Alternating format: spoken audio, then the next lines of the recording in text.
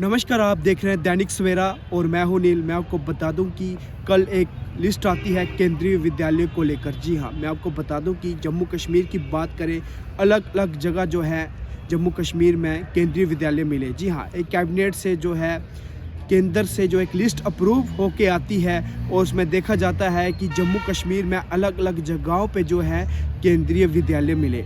और हम आपको बता दें कि 2014 से जो रामनगर में एक बहुत ही पुरानी मांग थी केंद्रीय विद्यालय को लेकर, जो केंद्रीय मंत्री डॉक्टर जितेंद्र सिंह ने खुद कहा था कि रामनगर वासियों को जो है हम तोहफा देंगे। केंद्रीय विद्यालय को लेकर जो है बहुत ही पुरानी मांग थी रामनगर के लिए। जब वो लिस्ट आती है, उस लिस्ट में देखा जाता है कि रामनगर का कहीं पर भी नाम नहीं है। और कुछ दिन पहले की बात करें, उन्होंने हमारे जो एमएलए हैं डॉक्टर सुनील बरदुआ जी, उन्होंने मीडिया में बाइट भी दी थी कि जल्दी जो है रामनगर में केंद्रीय विद्यालय जो है खुलने जा रहा है।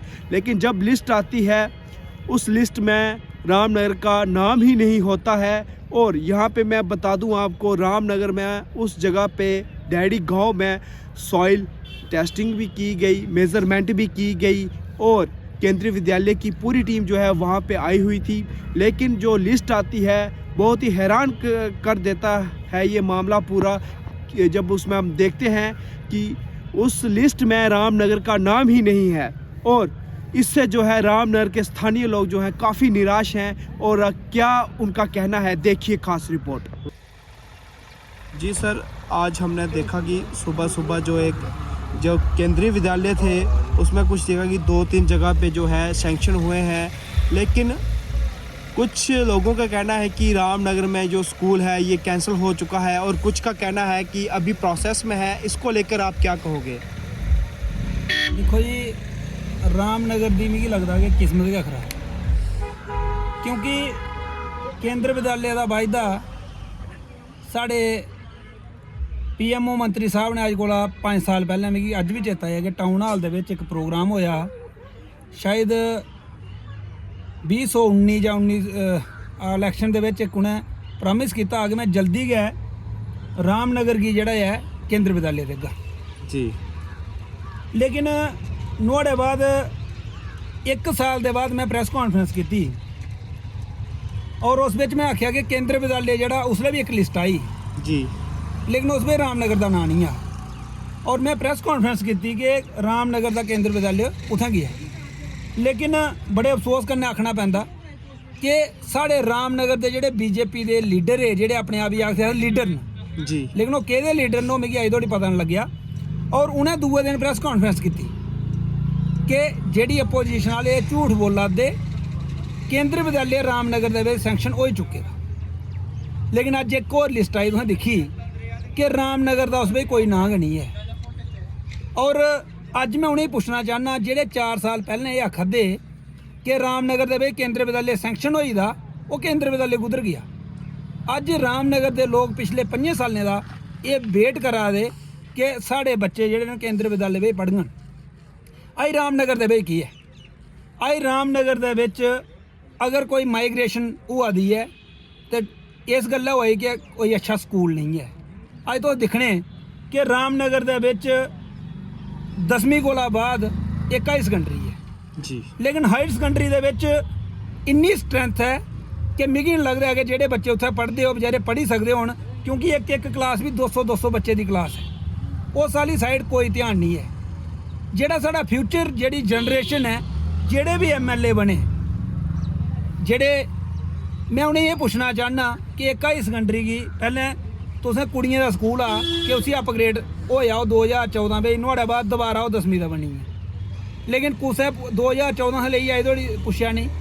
और अज केंद्र विद्यालय की गल है, कोई नहीं पुच्छा दा। हूँ तुस एमएलए ही पुछगे तो मिगी लगदा कि एमएलए की पता गै नहीं होना कि केंद्र विद्यालय कदों आना ते कदों रही आ, क्योंकि उस विच सारे बड़ा कसूर है रामनगर के लोगों का। क्योंकि जिसलै इलैक्शन होंदी ते साढ़े लोग आखदे महाराज असें वोट देना मोदी साहब गी, वोट मोदी साहब के नाम पर देई ओड़दे। चाहे म्यूनसिपल कमेटी दी इलैक्शन तुसें दिक्खी, उसलै भी मोदी साहब के नाम पर वोट दिता।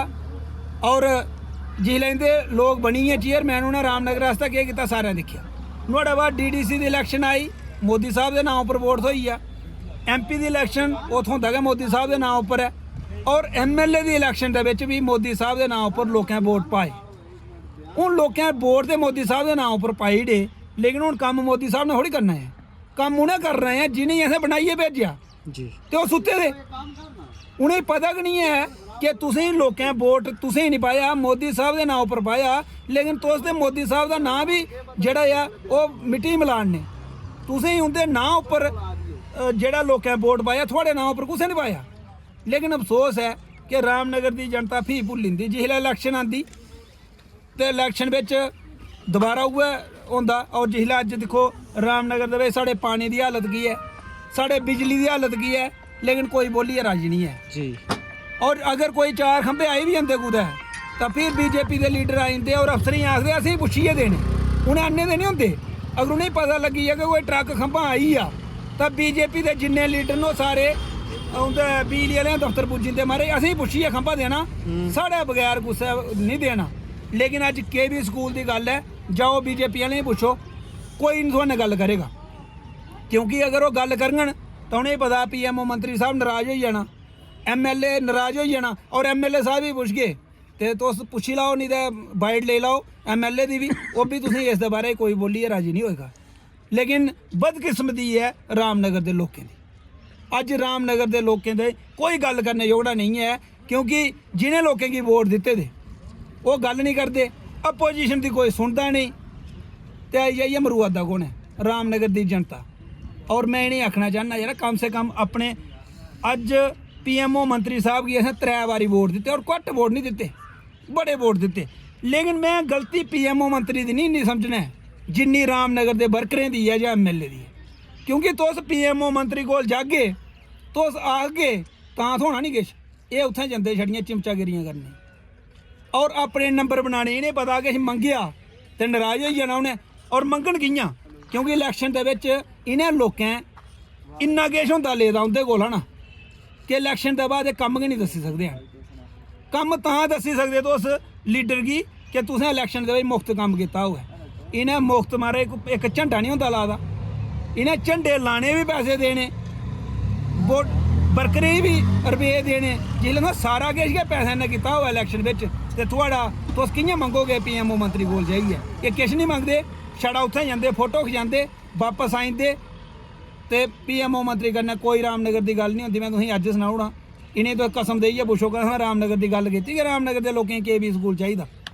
कदें तुसें आखेआ कि रामनगर के लोकें गी फलानी रोड चाहिदी? किश नहीं आखदे। ये सिर्फ इत्थें असें बेवकूफ बनांदे आई है, उत्थें छड़े फोटो खिचांदे ते अफसरें डराने गी ओह् फोटो रखा के PMO मंत्री ने साड़ी बाबा जी कुछ दिन पहले हमने एक खबर चलाई थी डवान की, अभी वहाँ पे लोगों को जो है अभी तक रोड की समस्या है। देश आज़ाद हुए 70 वर्ष हो चुके हैं, लेकिन अभी तक जो है उन लोगों को रोड भी नहीं मिला है। मेरी गल सुनो, समस्या को हल करनी, समस्या हल करनी जेह्ड़े नुमाइंदे बने। लेकिन और सभनें बड्डी मज़ा होंदा कि उस इलाके दे जेह्ड़े वर्कर न उनका काम होंदा नुमाइंदे थोड़ी गल पजान, वो वर्कर पजाई नहीं सकते, क्योंकि इलैक्शन दे विच सौदे होंदे होंदे वोटें ते जिसलै तुसें पैसे कन्नै वोट लिया ते तुसें कम्म कि'यां दस्सना? अस कम्म दसदे अपने नुमाइंदे जिसलै अस इत्थें रेह् 18 साल, क्योंकि असें इलैक्शन दे विच दिन रात लादा होंदा मुफ्त, अस मुफ्त कम्म करदे इलैक्शन दे विच, और नुहाड़े बाद अस डटियै कम्म लैंदे। लेकिन ये लोग नहीं आखी सकते अपने बंदे गी कि कम्म दिओ, क्यों इन्हें इलैक्शन दे विच मुफ्त कम्म कुसै कीता गै नहीं होंदा है।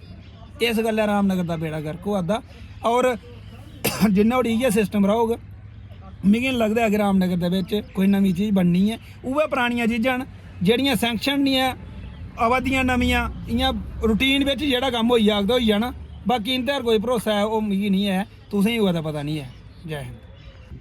मैं काका राही एक्स पार्षद सब तो पहला थोड़ा मीडिया का शुक्रिया अदा करना कि साढ़े रामनगर के लोगों की एक बड़े दिनों की डिमांड ही, और साढ़े रामनगर के लोगों की एक आशा ही कि साढ़े रामनगर के विच जेह्ड़ा केंद्रीय विद्यालय खुलना। बड़े दिनों दी अस दिक्खा करते हैं, कई बार डिपार्टमेंट वाले भी आए, केंद्रीय विद्यालय आए, पहले साढ़े वार्ड नंबर 8 च गए आए, उन्हें उत्थे एक जगह नापी कि इत्थै केंद्रीय विद्यालय बनना, भी चिगड़ी चौरी गए हमारा इत्थै बनना, भी हमारा धैड़ी बनना, भी हमारा कीड़मू बनना, बड़ियां जगह उन्हें जगह दिखी। पर अज जिस वेले लिस्ट आउट हुई मैं दिखिया कि साढ़े जम्मू कश्मीर च बड़े सारे जेह्ड़े केंद्रीय विद्यालय थ्होए, पर असें गी निराशा हुई कि साढ़े रामनगर दा ओह्दे बिच उस लिस्ट दे बिच नां गै नहीं है।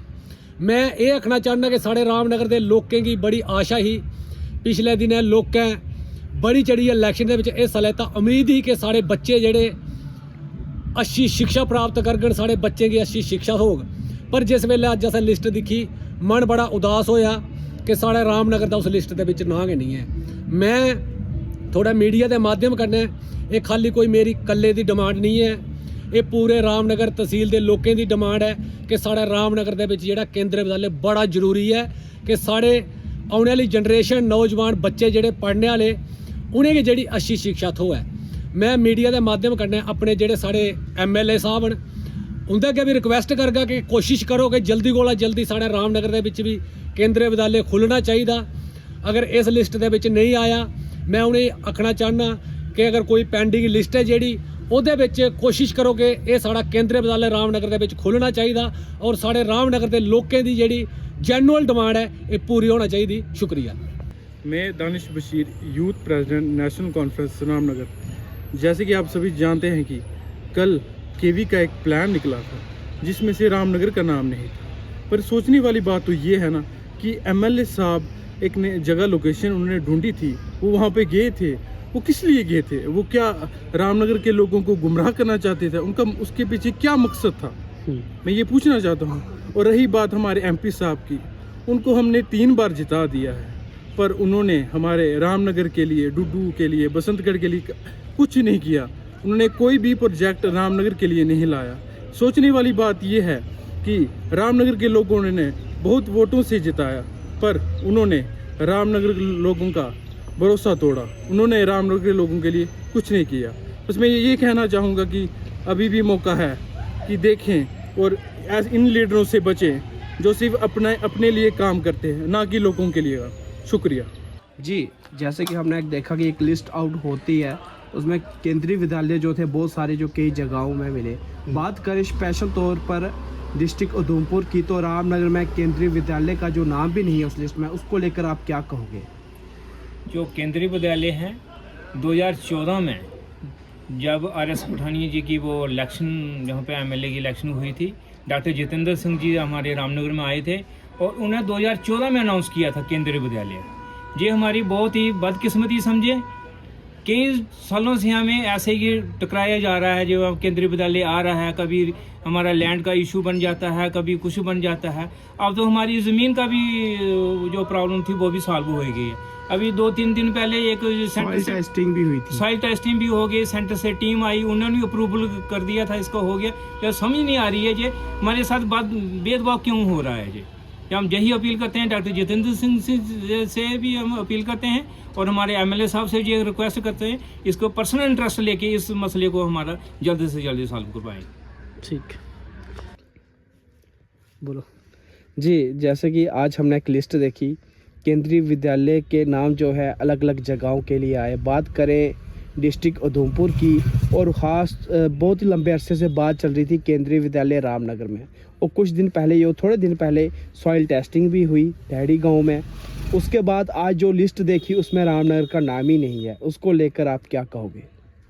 मैं जोगिंदर कुमार बंगातिया, प्रेसिडेंट व्यापार मंडल रामनगर।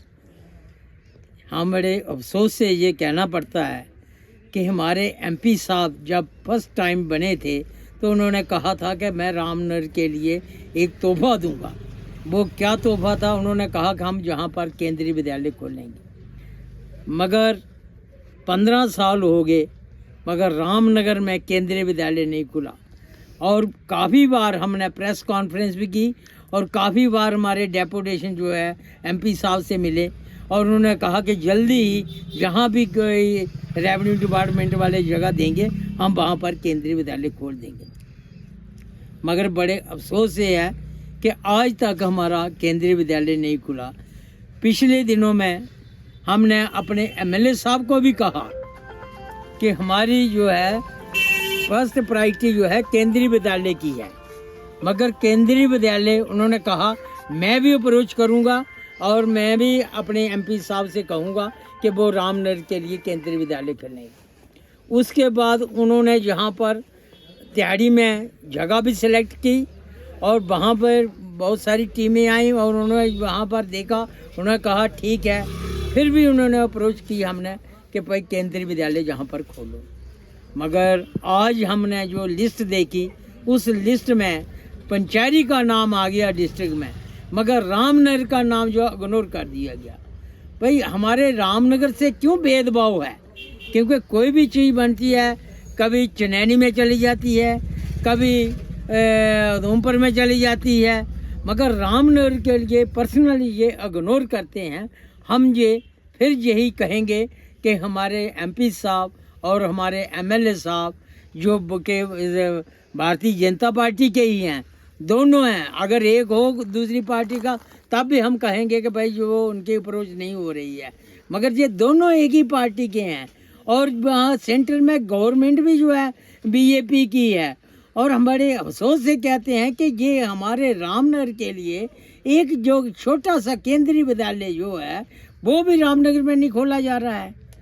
ये और आप सबको मालूम होगा कि जब भी एमपी की इलेक्शन हुई या एमएलए की इलेक्शन हुई तो रामनगर की तहसील के मैक्सिमम वोट जो हैं बीजेपी को गए हैं। अगर बीजेपी को ही वोट देकर भी हमारा केंद्रीय विद्यालय नहीं खुलता है तो इसके बदले में दूसरी पार्टी को जिताना चाहिए ताकि हमारा रामनगर को डेवलपमेंट करे, क्योंकि हमारे रामनगर को बिल्कुल इग्नोर कर दिया गया है। इसलिए मैं फिर यही रिक्वेस्ट करूंगा, अपने एमएलए साहब से कहूंगा और एमपी साहब से भी कहूंगा कि रामनगर के नाम जो है केंद्रीय विद्यालय जो आपने शुरू से ही कहा था कि रामनगर में केंद्रीय विद्यालय खोलेंगे, मगर आज तक नहीं खुला। अब जब लिस्ट में निकलने की बारी आई तो तब भी जो है पंचायरी का नाम आ गया, हमारे रामनगर का नहीं आया। तो हम ये कहना चाहते हैं कि आप उस लिस्ट को दोबारा रिव्यू करें और रामनगर का नाम जो है उसमें रखें। जय हिंद, जय भारत।